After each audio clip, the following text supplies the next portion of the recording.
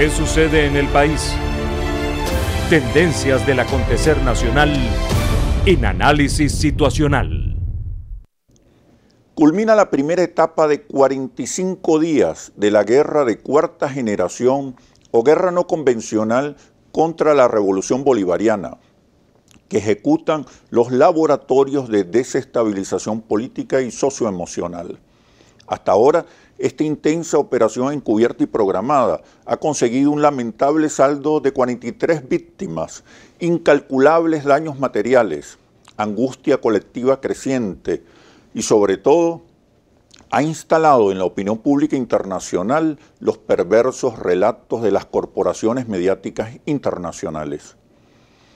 Se inicia ahora una segunda etapa, también de 45 días, en la que arreciará el foquismo extremista, la insurrección armada, sabotajes, sanciones contra altos funcionarios del Estado, incluso sanciones económicas, campañas de descrédito contra la dictadura, el estrangulamiento económico y la intensificación de la presión internacional.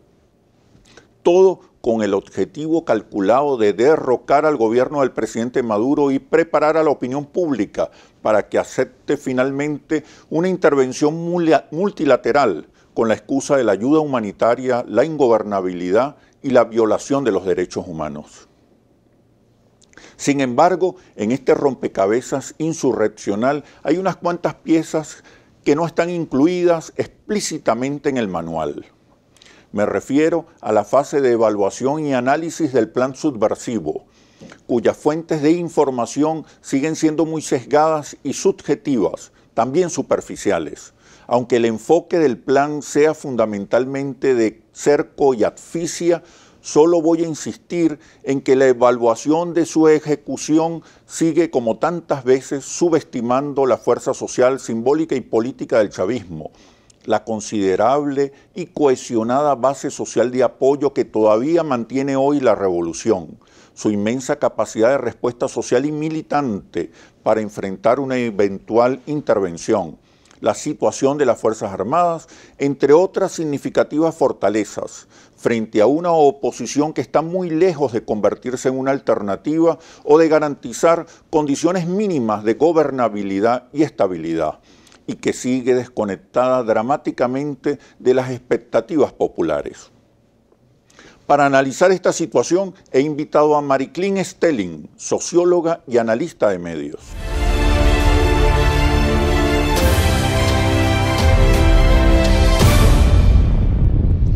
Bienvenida, Mariclín. Muchas gracias. Muy bien, Oscar. Gracias por la invitación. Gracias a ti. Recientemente el ministro de la Defensa, Padrino López, habló de que el país estaba inmerso en una guerra no convencional, guerras de cuarta generación. Claro. ¿En qué consisten estas guerras? ¿Cuáles son las armas? ¿Cuáles son los territorios de combate? Claro, las armas son lo que llamamos guerra simbólica, la guerra psicológica. Creo que en este momento la guerra psicológica ha arreciado de manera importantísima, produciendo lo que tú has llamado una suerte de neurotización de un sector de la población. Hay un acoso constante a través de redes sociales, de WhatsApp, un acoso psicológico. El territorio son las emociones y la mente. Sí, la guerra es emocional, la guerra es psicológica, la guerra es simbólica, están involucrados los medios de comunicación social, las narrativas mediáticas, los relatos mediáticos. Bueno, yo creo que ir produciendo una suerte de violencia psicológica que en algún momento puede convertirse en una violencia física como tal.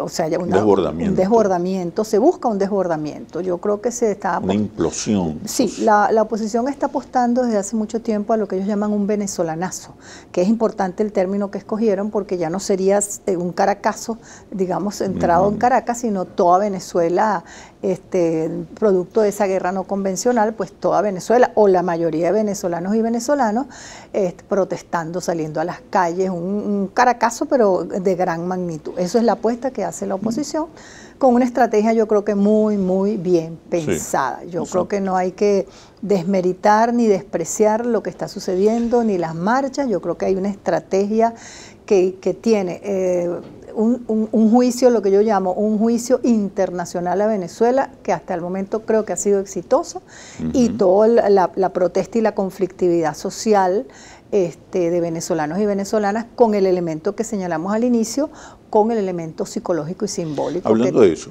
esas guerras no convencionales son guerras simbólicas, son guerras lingüísticas. Totalmente. Han aparecido algunos símbolos interesantes, los desnudos, los excrementos, expresiones como combatientes por la libertad. Claro. Quisiera que profundizáramos sobre esos nuevos relatos y símbolos, pero una vez que regresemos de los comerciales, ya venimos. ¿Qué sucede en el país? Tendencias del acontecer nacional en análisis situacional. ¿Qué sucede en el país? Tendencias del acontecer nacional en análisis situacional.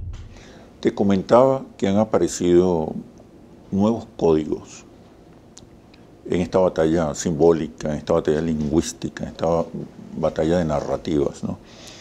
Y la oposición ha introducido desnudos, excrementos, escudos con símbolos, llama a los que protestan violentamente combatientes por la libertad.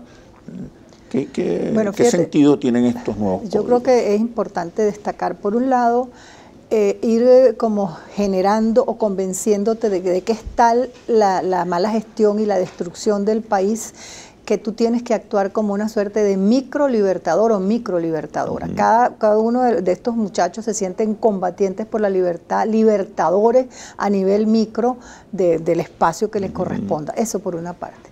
Y luego, en un país que yo he definido como inmerso en una situación de hiperanomia, yo creo que hay una situación anómica importante que hay que atacar. Esa protesta donde todo está permitido, hasta el uso de excrementos para agredir al contrario, se inserta en la hiperanomia, pero tiene además como objetivo demostrar que aquí no hay control, que aquí se perdió el control y que no hay límites y que yo puedo protestar como me dé la gana ante un gobierno que no tiene control de la situación, ante un gobierno que está derrotado y prácticamente arrinconado. Esa es la lectura que se hace. Eso va envalentonando a los microlibertadores. Se legitima la subversión. Absolutamente. Porque al no haber control, límites, todo es permitido. Es que se ha legitimado esa permisividad y ese incluso el desnudo aparece. Total, además son heroínas, son héroes y heroínas. En los desnudos te constituyen. Pero crean ese clima de ilegitimidad. Bueno, un gobierno total. Ilegítimo que tú puedes hacerle. Una dictadura. Una dictadura a la cual tú le puedes hacer todo lo que te dé la gana, invadir cualquier espacio, destruir. Todo es legítimo. Cuando eso sucede, estamos en un momento de verdadera gravedad, porque toda protesta, toda irrupción violenta, toda situación que se haga en las marchas está legitimada en pro de una gesta libertadora. Es terrible lo que está pasando. Pero además se crea un clima de indefensión, de vulnerabilidad en la población. En la ciudadanía, claro. Yo trabajo cerca de uno de estos sitios y esa es la sensación que tenemos las personas que trabajamos allí. Hay temor de salir, hay temor de circular a los sitios de la protesta. Tú estás verdaderamente arrinconado, primero por una protesta y luego por una situación de bandas, que de delincuentes. Todavía más la indefensión. Claro, entonces se va la protesta como tal, vamos a denominar la protesta ciudadana, que no es tal, va la protesta ciudadana, ¿verdad? Y entra las bandas de malandros a apoderarse de esos espacios. De manera que hay una situación de arrinconamiento y hay una situación prácticamente que legitima ese uso de los espacios por la protesta violenta y por la delincuencia. ¿Cuáles son los objetivos políticos de ese clima de indefensión?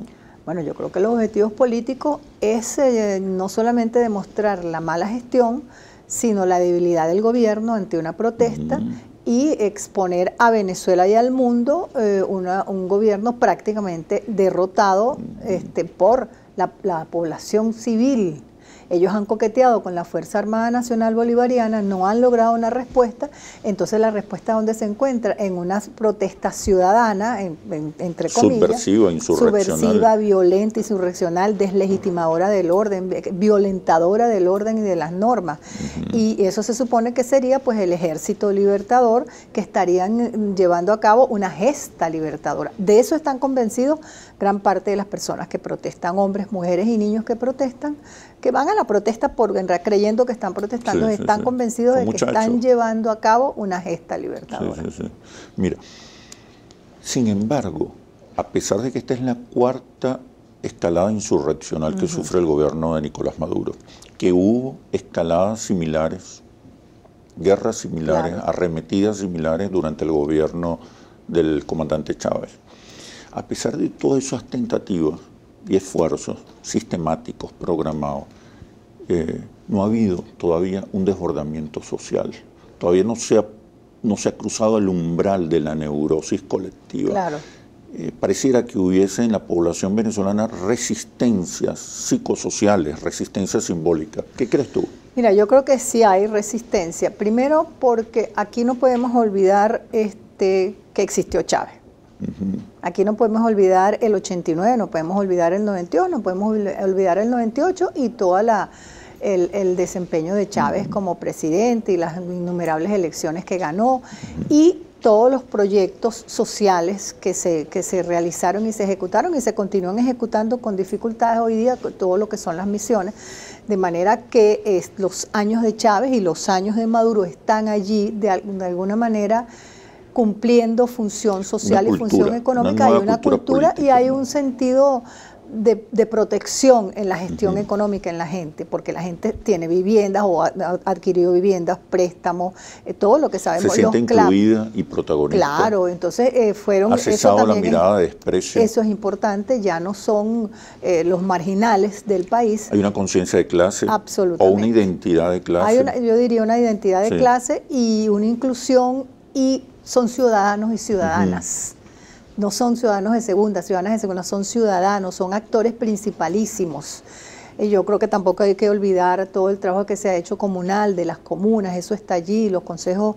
Las organizaciones de base. Organizaciones de base, organizaciones sociales. sociales. ¿Tú crees que todo esto se convierte en una especie de muralla en una especie de muralla y cultural, contención? Porque además también hay una mitología que no podemos olvidar, la mitología chavista, diría yo. Una religiosidad incluso, ¿no? Sí, esa figura mágica que está ya en un panteón importante que es Chávez, que el gobierno hace grandes esfuerzos porque Chávez esté presente, pero es que sin los esfuerzos del gobierno Chávez está allí, Chávez existió y existe. Que hubo una reconfiguración política, social, cultural, simbólica que hoy resiste la arremetida simbólica. Y fíjate, yo diría que Chávez aún no ha sido derrotado, Chávez está presente. Bueno, el chavismo no ha salido todavía, no se ha expresado en la calle. El chavismo no ha salido, pero yo sí diría que he observado últimamente que hay lo que yo denomino el despertar del músculo chavista. Ese músculo chavista estuvo un poco como desdibujado algún tiempo, y con estas acciones de la oposición, que yo diría que la oposición de alguna manera está siendo muy proactiva y llevando como la batuta de la protesta callejera. El sector oficial va a la saga de la protesta. Si la protesta es vestido de negro, nosotros vamos de blanco. Si es de mujeres, salen las mías. Si es de abuelos, salen los míos. Reactiva. Pero la misma actividad pública que está llevando, la protesta que está organizando la oposición, ha ayudado a despertar ese músculo chavista. Tiene efectos muy positivos. Claro, cohesiona, radicaliza. Cohesiona en contra de algo, porque hay un proyecto que no ha muerto, un proyecto que está allí. Quizás en este momento, yo no diría que está en retirada, pero está como muy acosado, pero ese proyecto está allí. Ese es un proyecto del cual se apropió el pueblo en su mayoría. Cuando tú te apropias de algo, ese ya es tu proyecto de vida y tu proyecto colectivo. Eso todavía no ha muerto. Yo creo que en ese tablero hay una debilidad muy importante, que es la dificultad que ha tenido la oposición para convertirse en una alternativa, para interpretar las expectativas populares. Es decir, es una oposición que se beneficia del voto castigo, del descontento, pero que aún no se convierte en una alternativa, porque no tiene presencia en las calles del pueblo, no tiene presencia, conexión realmente con las mayorías populares.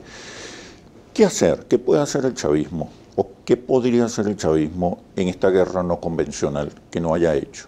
Pero me respondes, por favor, cuando regresemos de los comerciales. Bueno. Ya venimos. ¿Qué sucede en el país? Tendencias del acontecer nacional en Análisis Situacional. ¿Qué sucede en el país? Tendencias del acontecer nacional en Análisis Situacional. Te preguntaba Mariclín, ¿qué puede hacer el chavismo? El chavismo todavía no ha dado respuestas. Porque va a la saga. Ha tenido respuestas más reactivas. Más reactivas, sí, sí. ¿Qué debería hacer en esta batalla? ¿O cuáles son las herramientas que debe usar en esta batalla no convencional? Yo creo que se debe revisar un poco las narrativas y los relatos que se están utilizando en este momento en el país. Las narrativas, por ejemplo, los relatos comunicacionales. Yo creo que hay que hacer una profunda revisión de los medios de comunicación social de gobierno y progobierno. ¿Cómo están respondiendo los medios de comunicación social? ¿Están de verdad respondiendo a la protesta y al desabastecimiento y a la crisis que vive el país? Porque el país vive en una crisis, eso no lo podemos negar. Una herramienta es la gestión. Ajá, entonces hay un elemento allí que está siendo muy atacado por la oposición, que es la mala gestión, sobre todo la gestión económica, y probablemente eso lo compra también la población. Porque el relato, las narrativas que vienen del gobierno, yo creo que son vagas, son unas narrativas muy a pesar de que se llama la paz, ahí hay una contradicción. Tú estás llamando a la paz y la convivencia, pero estás todo el tiempo acosando al adversario, descalificando al adversario, muchas veces con un discurso, yo diría hasta escatológico, un discurso descalificador del otro. De eso no escapa ni el Ejecutivo ni el mundo diplomático. El país ha caído tanto de oposición como de gobierno, por eso digo hemos caído en una confrontación verbal y simbólica de descalificación del otro, cuando a la vez estoy llamando a la paz y la convivencia. Yo creo que hay que revisar el discurso político. Repolitizar al país. Repolitizar al país, hay que revisar el discurso político del gobierno, hay que revisar la gestión diplomática del gobierno, hay que revisar la estrategia comunicacional que utiliza el gobierno, el uso de las redes que está haciendo el gobierno, porque yo creo que parte de la batalla que se está librando, las redes sociales están jugando un papel importantísimo, sobre todo las redes sociales de oposición, son muy activas, donde la guerra psicológica, la guerra simbólica, la neurotización de la población va por esos canales, no descansan, mañana, tarde y noche, en las madrugadas están activísimos avisando o de cómo va la protesta o de las muertes o de los horrores que supuestamente está haciendo el gobierno, de manera que cuando la gente se levanta, la gente de oposición se levanta sometida a un acoso psicológico, un acoso simbólico, se levanta con deseos de destrucción, de tumbar al gobierno, de salir a la calle y llevar a cabo su gesta libertadora. Eso está sucediendo. Yo creo que el gobierno va a la saga en muchas de estas áreas. La dirección estratégica de esta escalada insurreccional no está en Venezuela. No, está fuera. El frente externo está muy activo, es muy vigoroso. No es la oportunidad para repolarizar al país entre patriotas e imperialistas. Debería hacerse. Creo que es importante lo que tú estás señalando. Esa nueva polarización, este momento, en medio de una batalla no convencional. Claro. A veces tengo la impresión de que la estrategia oficial como que no está muy clara, yo creo que en este momento esa repolarización debería pasar también por el hecho de que estamos sometidos a un juicio internacional, que en mi opinión el gobierno está perdiendo el juicio internacional. Hay una estrategia internacional de acoso de cerco, donde el encadenamiento mediático es feroz. Absolutamente. Yo creo que entonces podríamos empezar a pensar que una nueva repolarización, una nueva simbolización, un nuevo uso simbólico de los símbolos para esta coyuntura. Exacto. No debe ser la misma que se heredó de Chávez prácticamente. Esta es una coyuntura completamente diferente. Hay una potenciación de la oposición, hay una asesoría externa importante, unos laboratorios, una estrategia muy bien pensada que se ha usado en otros países, ha sido exitosa.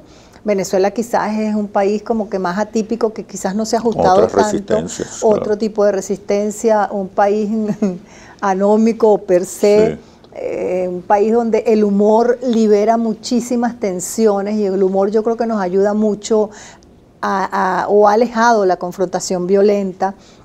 Los memes, y un rechazo a la violencia. Y en realidad nosotros somos, tú te comparas con Colombia, nos comparamos con México, acaban de matar a un periodista que hizo una denuncia muy importante, y nosotros, a pesar de que nos han vendido como un país violento, que estamos a punto de una guerra civil, nosotros como país, y cuando digo país incluyo oposición y a gobierno, como país hemos resistido a la presión porque lleguemos a una guerra civil. Eso es lo que hay que analizar, lo que hay que vender. ¿Por qué no hemos llegado a una guerra civil?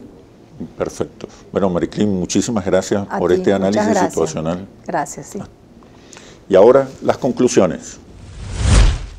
Todavía estamos a tiempo de sentarnos a dialogar y negociar, pensando primero en el futuro del país y para evitar una confrontación violenta que no conviene a nadie. Hay que entender que el conflicto venezolano no se resolverá si hay vencedores y vencidos. Por el contrario, hay que transformar el conflicto en un espacio de oportunidades que garantice la gobernabilidad y la estabilidad necesarias. Hay que repensar el conflicto, repensar el país y repensar el futuro para encontrar esas oportunidades. Así culmina este análisis situacional. Los invito a seguirnos por nuestras redes sociales @interlaces y @asituacional o visite nuestro portal interlaces.com. Soy Oscar Chemmel y los espero en un próximo análisis situacional. Hasta pronto.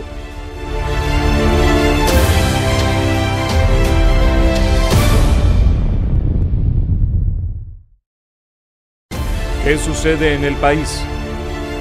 Tendencias del acontecer nacional en Análisis